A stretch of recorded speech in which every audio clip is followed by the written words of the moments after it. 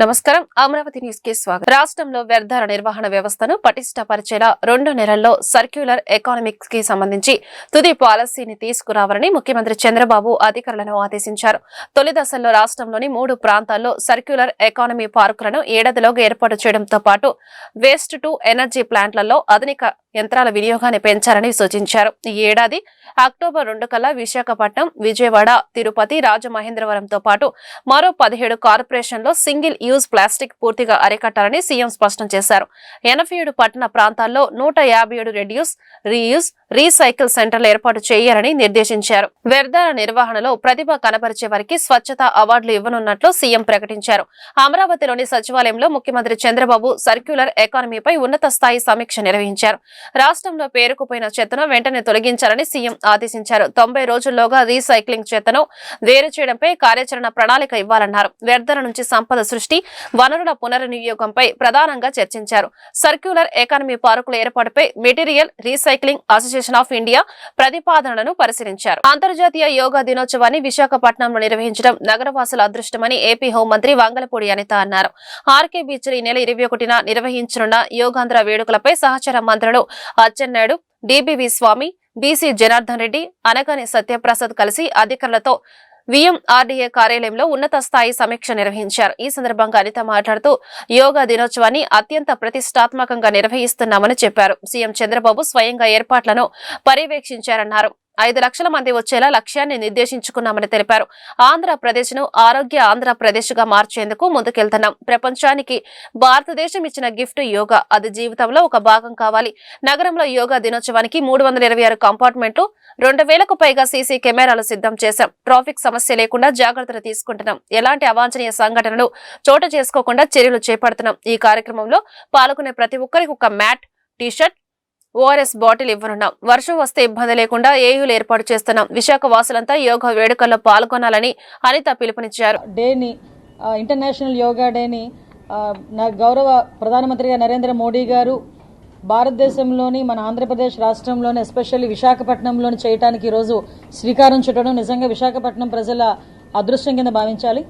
ఈరోజు yoga day, international yoga డేని కూడా అత్యంత ప్రతిష్టాత్మకంగా తీసుకుని సుమారుగా 5 లక్షల మందితో ఒక యోగాని చేయాలి అని చెప్పేసి ఒక శ్రీకారం చుట్టుకొని దానికి ప్రత్యేకంగా ఒక టీంని కూడా ఏర్పాటు చేసుకోవడం కూడా జరిగింది. ఎస్పెషల్లీ నిన్న సాక్షాత్తు గౌరవ ముఖ్యమంత్రి గారు నారా చంద్రబాబు నాయుడు గారు ఈ ఏర్పాట్లను పరిశీలించడానికి, పర్యవేక్షించడానికి సాక్షాత్తు ముఖ్యమంత్రి గారు ఇక్కడికి రావడం జరిగింది. ఇవన్నీ కూడా సాక్షాత్తు ముఖ్యమంత్రి గారు ప్రత్యేకంగా కూర్చొని రివ్యూ చేసి ప్రత్యేకంగా దాని మీద దృష్టి సారించమని చెప్పి అధికారులకి, అదేవిధంగా ప్రజాప్రతినిధులందరికీ కూడా ఇన్ఫర్మేషన్ ఇవ్వడం జరిగింది, ఆదేశాలు ఇవ్వడం జరిగింది. దీనిలో భాగంగానే మేము ఈ రోజు 5 లక్షల మందిని టార్గెట్ పెట్టుకున్నామండి. ఇంతకుముందు ఒక వరల్డ్ రికార్డ్ ఒకటి ఉంది యోగా డేకి సంబంధించి. ఇంతకు ముందు యోగా డే 1,53,000 మందితో చేస్తున్నారు సూరత్ లో. అప్పుడు ప్రధానమంత్రి గారు అటెండ్ అవ్వలే. కానీ ఈ రోజు ప్రధానమంత్రి గారు అటెండ్ అవుతున్న ఈ నేపథ్యంలో సుమారుగా 5 లక్షల మందిని మేము టార్గెట్ పెట్టుకున్నాం. కంపల్సరిగా 3,50,000 మందికి పైగా ఈ రోజు ఒకే చోట మనకి యోగా చేయడానికి సిద్ధపడేటట్టుగా ప్రజలందరూ కూడా ముందుకు వచ్చారు. ఇందులోని శుభపరిణామం ఏంటంటే రిజిస్ట్రేషన్స్ చేస్తే 2 కోట్ల మందికి పైగా రిజిస్ట్రేషన్స్ జరిగినాయి. అంటే మేము 2 కోట్లని మేము అనుకున్నాము, 2 కోట్ల మంది పైగా ఈ రోజు రిజిస్ట్రేషన్స్ జరిగినాయి. వాళ్ళందరూ కూడా కొంతమంది స్వచ్ఛందంగా ముందుకు వచ్చి యోగా చేయడానికి సిద్ధపడే పరిస్థితులు కూడా కనిపించినాయి.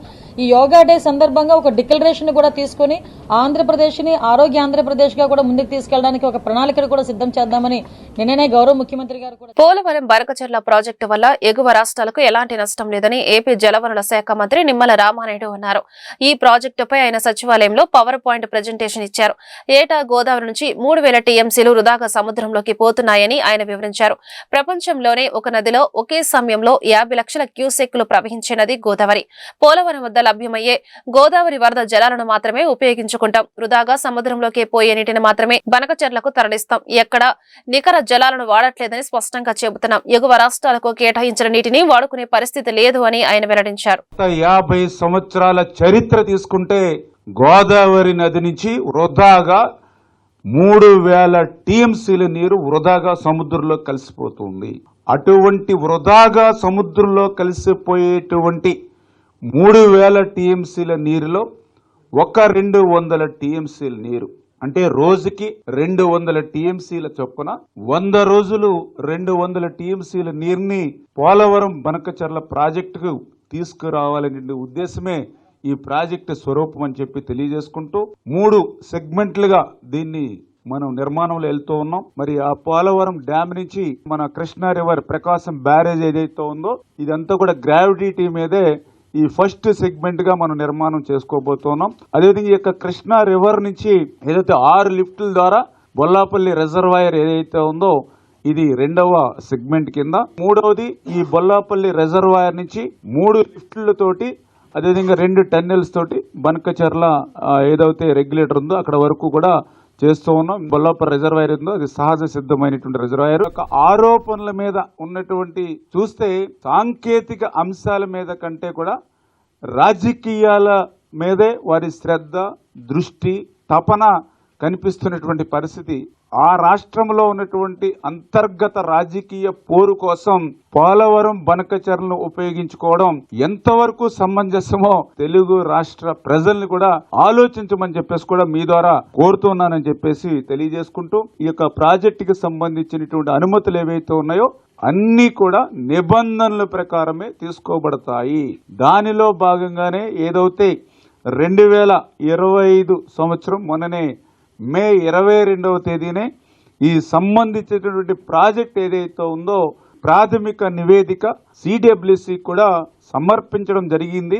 ఏదైతే ఆ సిడబ్ల్యూసి మనం సమర్పించినటువంటి ప్రాథమిక నివేదికను ఆమోదించిన తర్వాత ఖచ్చితంగా ఆ డిపిఆర్ను కూడా ఆ సిడబ్ల్యూసికి సమర్పించడం అవుతుంది అని చెప్పి తెలియజేస్తున్నాయి. మొన్న మాట్లాడినటువంటి వారు ఎవరైతే ఉన్నారో మరి ఎక్కడ ఏ రకంగా ఆమోదం లేకుండా డిపిఆర్ని ఎట్లా సబ్మిట్ చేస్తామని అంటూ ఉన్నారు. ఏ విధమైనటువంటి అనుమానాలు ఎవరికి అవసరం లేదు.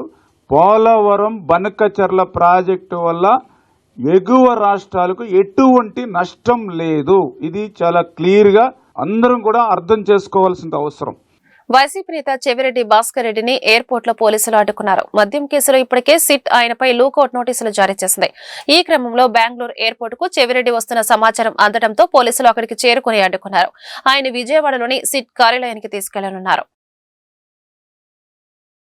జగన్ పార్టీ పుట్టుకే మోసపూరితమని మాజీ మంత్రి సత్తెనపల్లి ఎమ్మెల్యే కన్నా లక్ష్మీనారాయణ వ్యాఖ్యానించారు. జగన్ ను నమ్మి కుటుంబ సభ్యులతో పాటు చాలా మంది నాశనమయ్యారని చెప్పారు. గుంటూరులో ఏర్పాటు చేసిన మీడియా సమావేశంలో కన్నా లక్ష్మీనారాయణ మాట్లాడుతూ పల్నాడు జిల్లా సత్తెనపల్లి నియోజకవర్గం రెంటపాళ్ల గ్రామంలో ఆత్మహత్య చేసుకున్న వైసీపీ నేత నాగమల్లేశ్వరరావు విగ్రహావిష్కరణకు జగన్ రావడంపై తీవ్రంగా స్పందించారు. అసలు నాగమల్లేశ్వరరావుకు ఆత్మహత్యకు 100కి 100 జగనే కారణమని ఆరోపించారు. జగన్ ఇచ్చిన తప్పుడు సర్వే రిపోర్టులతో ఎన్నికల బెట్టింగ్ లో నాగమల్లేశ్వరరావు 10 కోట్లు పోగొట్టుకున్నారని చెప్పారు. అప్పుల వారి నుంచి బంధువుల నుంచి అవమానాలు భరించలేక ఆయన 2024 జూన్ 9వ తేదీన ఆత్మహత్య చేసుకున్నారు. ఇప్పుడు ఆయన విగ్రహాన్ని ఆవిష్కరించడానికి జగన్ రావడం సిగ్గుచేటు అన్నారు. తెనాలిలో గంజాయి బ్యాచ్ రౌడీ సీట్లను పరామర్శించి జగన్ అబాసుపాలు అయ్యారని గుర్తు చేశారు. ఆయనలో మార్పు రాకుండా ఇలాగే అరాచక శక్తుల్ని పరామర్శించేందుకు వస్తే ఈసారి 11 సీట్లు కూడా రావు అని కన్నా వ్యాఖ్యానించారు. రెడ్డిని నమ్మి పూర్తిగా అప్పుల పాలై ఆత్మహత్య చేసుకున్నాడు. ఎంతో జీవితం ఉన్నటువంటి వ్యక్తి. బాధాకరంగా ఉంది.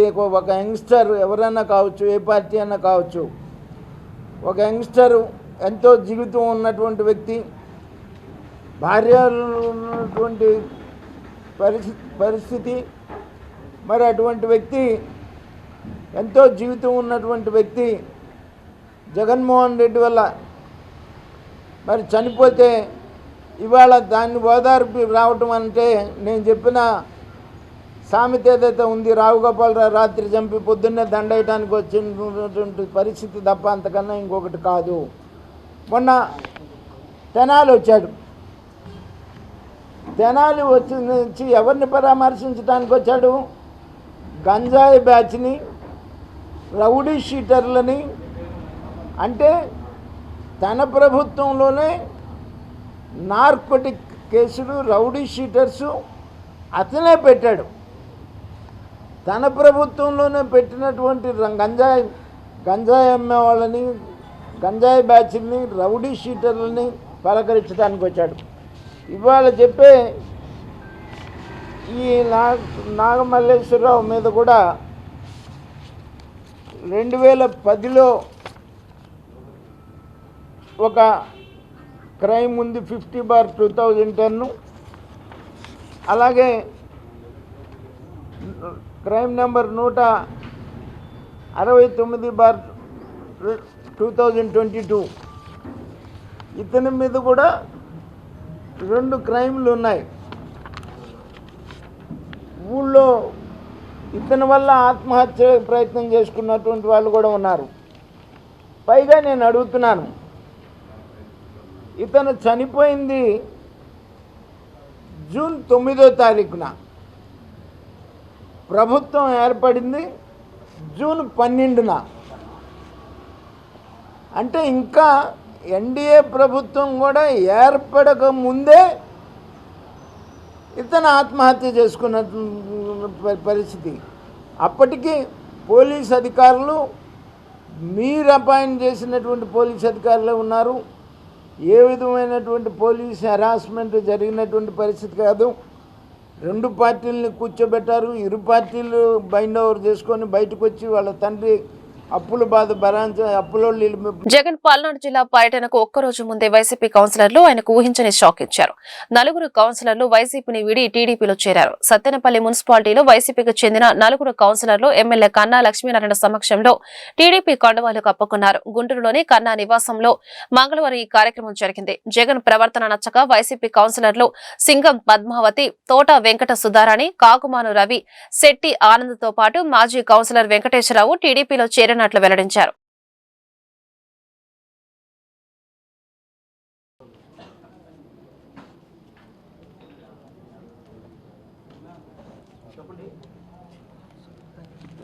వార్డు కౌన్సిలర్ శ్రీ శెట్టి ఆనంద్ గారు. మధ్యలో ఉంటారు.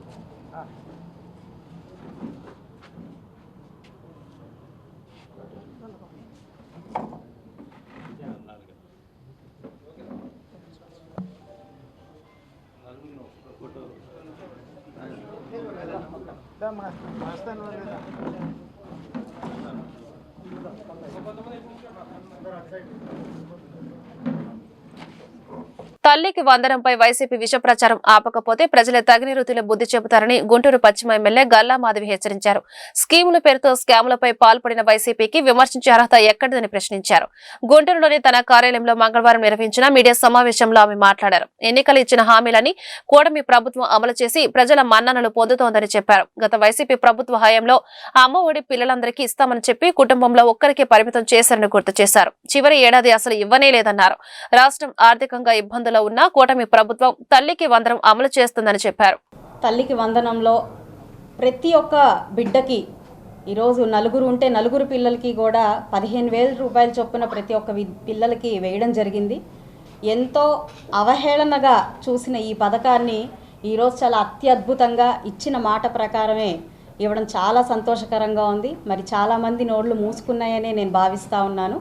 కానీ దీన్ని ఎలాగ కించపరచాలి, అయినా కూడా దీని మీద ఏ రకంగా బురద జల్లాలి అనే ప్రయత్నాలు ఇంకా జరుగుతూనే ఉన్నాయి, చూస్తూనే ఉన్నాము.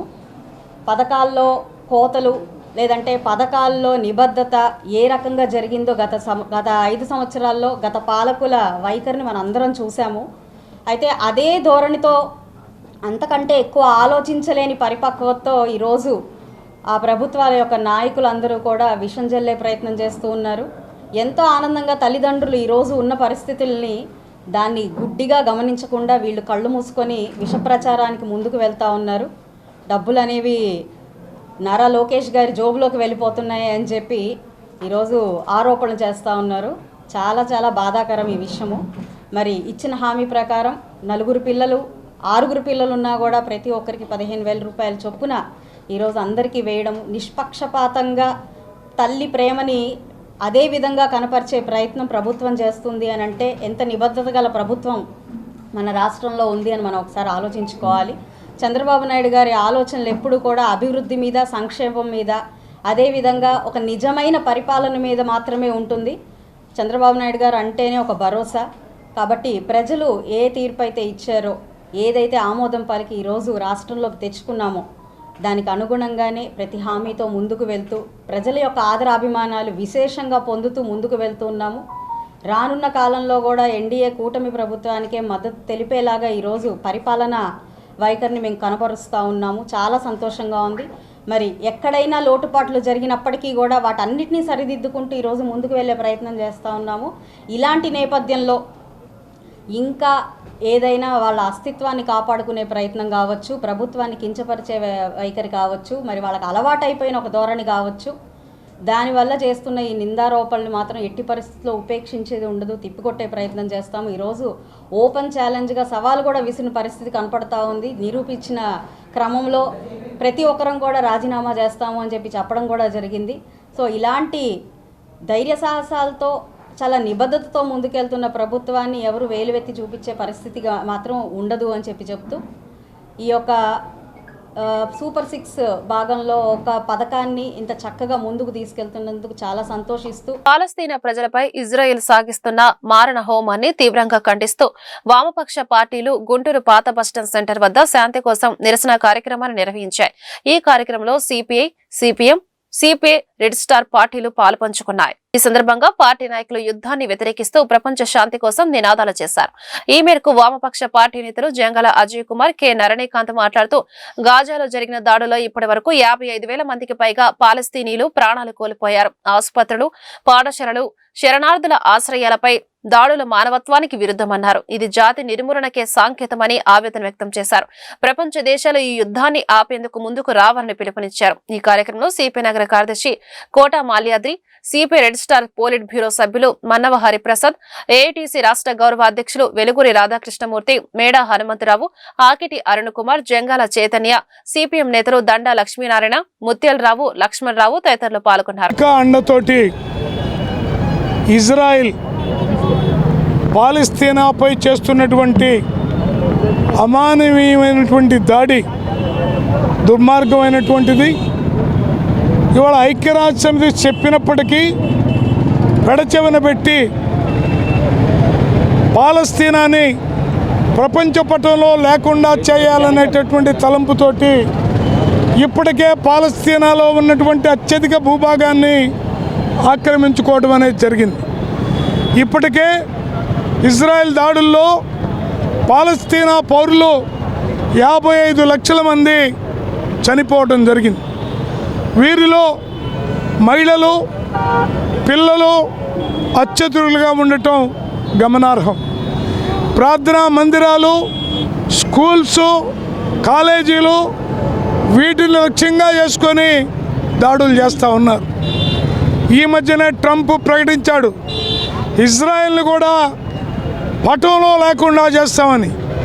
ఇది మతమెక్కినటువంటి ఫ్యాసిజానికి అద్దం పడతా ఉన్నది, ప్రపంచ సామ్రాజ్యవాదానికి అద్దం పడతా ఉన్నది.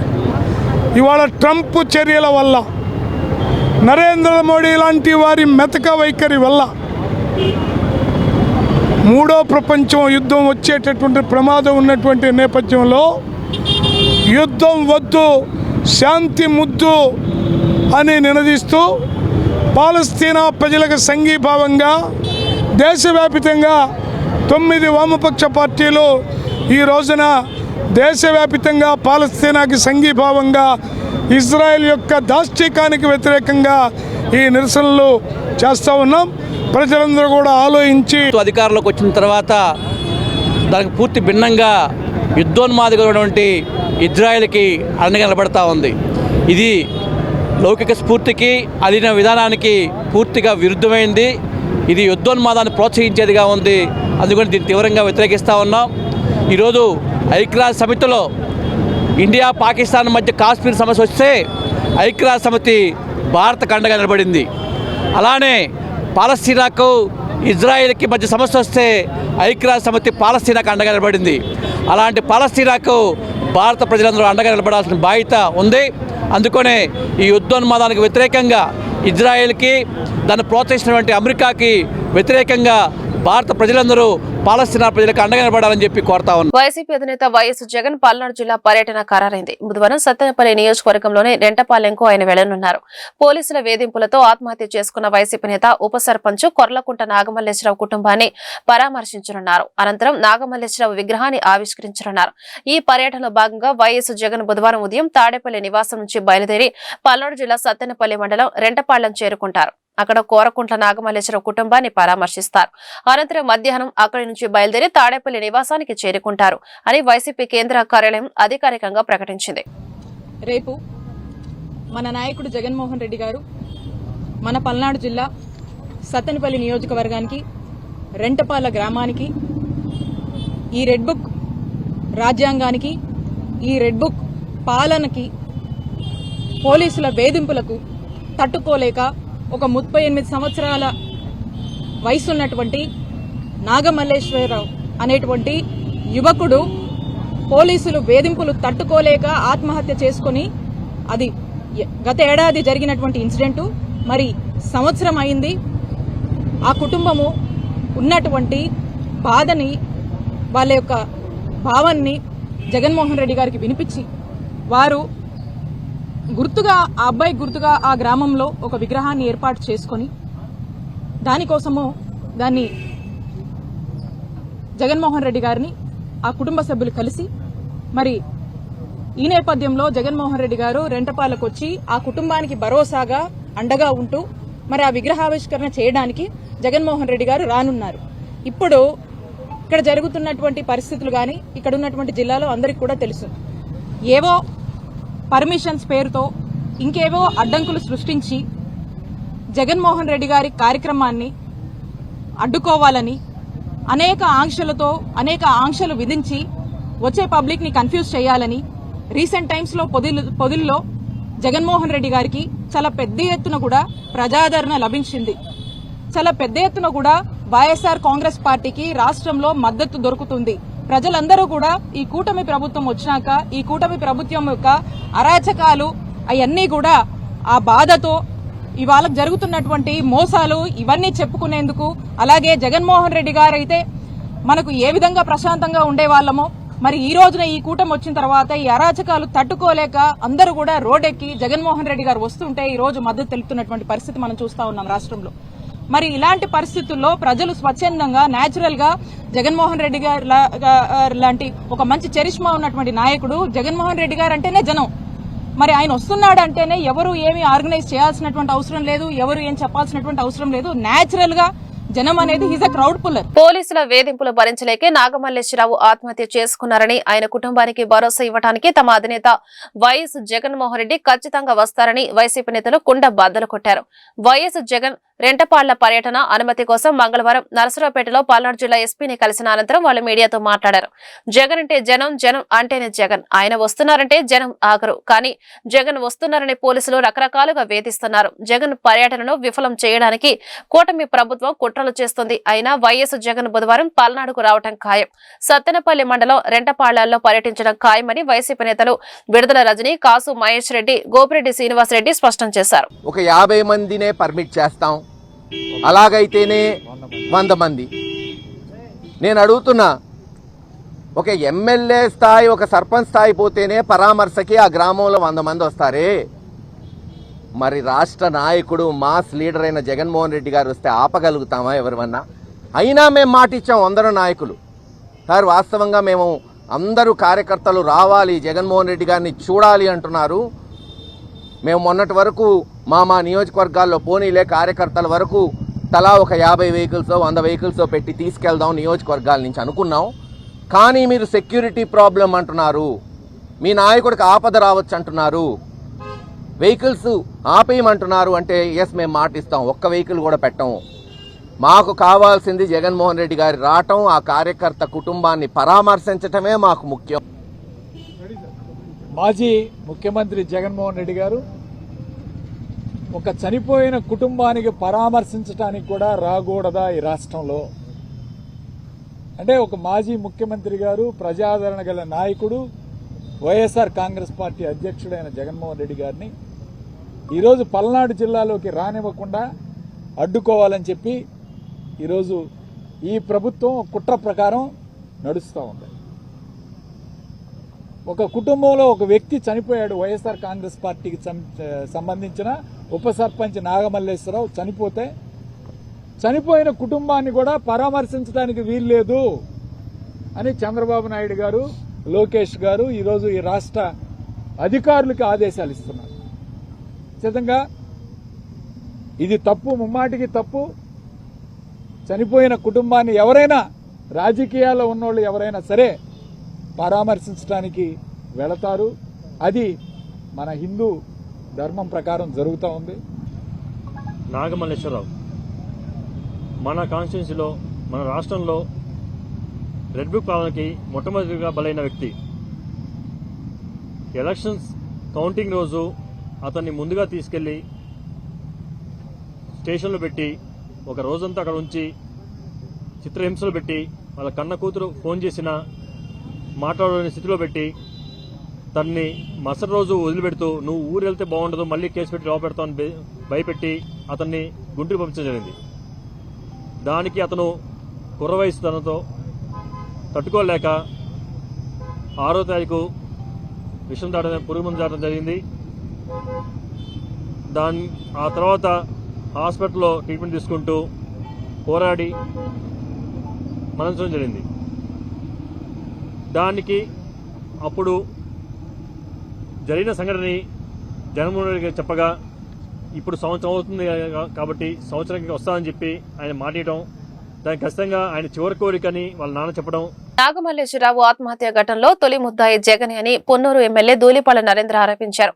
మంగళగిరిలోని టీడీపీ కేంద్ర కార్యాలయంలో ఏర్పాటు చేసిన మీడియా సమావేశంలో ఆయన మాట్లాడారు. వైసీపీ ప్రోత్సహించకపోతే బెట్టింగ్ లో నాగమల్లేశ్వరరావు ఆస్తులు కోల్పోయేవారు కాదు. ప్రభుత్వ వేధింపులతో నాగమల్లేశ్వరరావు చనిపోయారని అసత్య ప్రచారం చేశారు. వైసీపీ నాయకత్వ ప్రేరణ వల్లే అతను ఆత్మహత్యకు పాల్పడ్డాడు. అది ముమ్మాటికి జగన్ ప్రేరేపిత హత్యే. ప్రభుత్వం ఏర్పడక ముందే వేధింపులంటూ ప్రచారం చేశారు. రాజకీయ శవయాత్రకు జగన్ తెరతీశారు. ఇప్పటికైనా జగన్ వైఖరి మార్చుకుని ప్రజల తీర్పును స్వీకరించాలని ధూళిపాల నరేంద్ర అన్నారు. పర్యటనలు ప్రజల కోసం కాదు, ఆయన ప్రజల మీద దండయాత్ర చేస్తా ఉన్నాడు జగన్మోహన్ రెడ్డి గారు. సత్తెనపల్లి పర్యటన దేనికోసం, ఎందుకోసం అని చెప్పి నేను ప్రశ్నిస్తా ఉన్నా. ఎందుకంటే నాగమల్లేశ్వరరావు అనే వ్యక్తి ఎవరైతే ఉన్నారో రెంటపాళ్ల గ్రామానికి ఉప సర్పంచ్. రెంటపాళ్ల గ్రామం తెలుగుదేశం పార్టీకి బలమైన గ్రామం అది. మరి ఆ గ్రామంలో ఆ రోజున్న వైకాపా పార్టీ తరఫున ఉప సర్పంచ్ గా ఉన్న వ్యక్తి, ఆయన ఆత్మహత్య కారణం ఎవరు? జగన్మోహన్ రెడ్డి. ఎన్నికల సందర్భంగా తాడేపల్లి ప్యాలెస్ నుండి నాయకులకి అందరికీ మెసేజ్లు పంపించి తిరిగి మనం అధికారంలోకి వస్తున్నాం అని చెప్పి అసత్యాలు చెప్పి ప్రోత్సహించి బెట్టింగులు ఖాయించటం మూలాన ఎన్నికల ఫలితాలు వచ్చిన తర్వాత ఆయన కోట్లాది రూపాయలు డబ్బులు పోగొట్టుకున్నాడనేది జగమెరిగిన సత్యం. బెట్టింగ్లో పాల్గొని ఉన్న ఆస్తిని కోల్పోతే దిక్కుచోచక ఆత్మహత్యానికి పాల్పడితే ప్రభుత్వానికి ఏంటి సంబంధం అని చెప్పి నేను అడుగుతా ఉన్నా. నాగమల్లేశ్వరరావు అనే వ్యక్తి చనిపోయింది జూన్ 9వ తారీఖున. చంద్రబాబు నాయుడు గారు ఎప్పుడు ప్రమాణ స్వీకారం చేశారు? జూన్ 12 అనుకుంటా. అంటే ఆయన ఆత్మహత్య చేసుకునేదానికి అసలు ప్రభుత్వమే లేదు, ప్రమాణ స్వీకారమే చేయనప్పుడు అసలు ప్రభుత్వ వేధింపులు అనే ప్రశ్న ఎక్కడ వస్తుంది? ఆయన ఇవాళ ఒక రాజకీయానికి శవయాత్రకి తెరదీశాడు. ఈ హత్య ముమ్మాటికి జగన్మోహన్ రెడ్డి ప్రేరేపిత హత్య. దీనికి ప్రధాన ముద్దాయి జగన్మోహన్ రెడ్డి అని చెప్పి తెలియజేస్తారు. ఈ వార్త ఇంతటితో సమాప్తం. నమస్కారం.